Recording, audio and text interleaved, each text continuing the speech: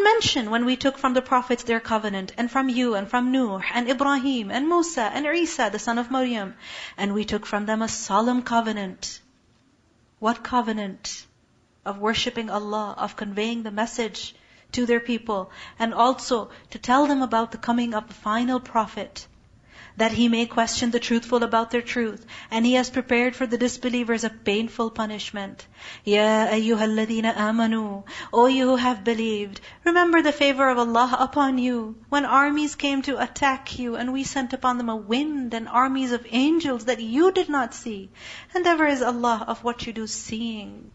This is referring to the battle of Khandaq, when 10,000 people, 10,000 men strong army came together. People from the north of Arabia, from Makkah, various tribes came together, joining their forces to completely destroy the Muslims. An army like this had never been seen before in the history of Arabia. 10,000 people. Remember when they came to you from above you and from below you, because from above, meaning outside the city, was a threat of this 10,000 people army.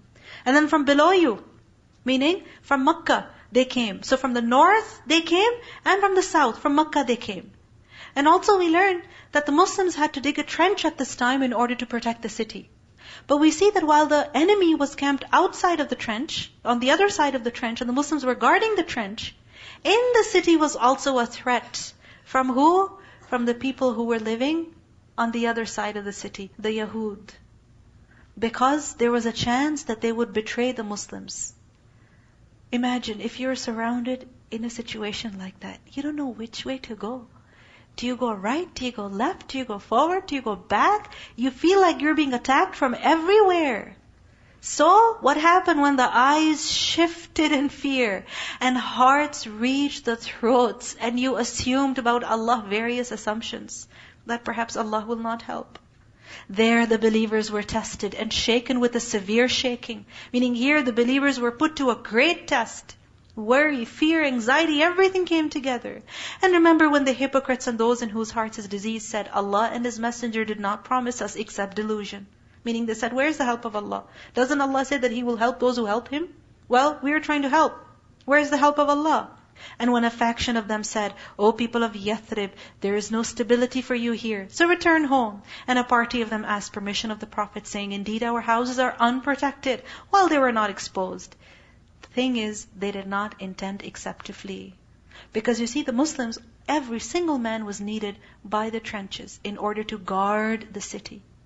And on the other side, the fortresses where the children, the women, the weak were of the Muslims, those had to be guarded as well. So every person was needed. And this was 24-hour guarding of the trench. But the munafiqun, they were afraid. They did not want to participate in that. So they came up with excuses. Oh, we have to guard our houses. Well, there is no enemy in the city. You don't have to guard your house.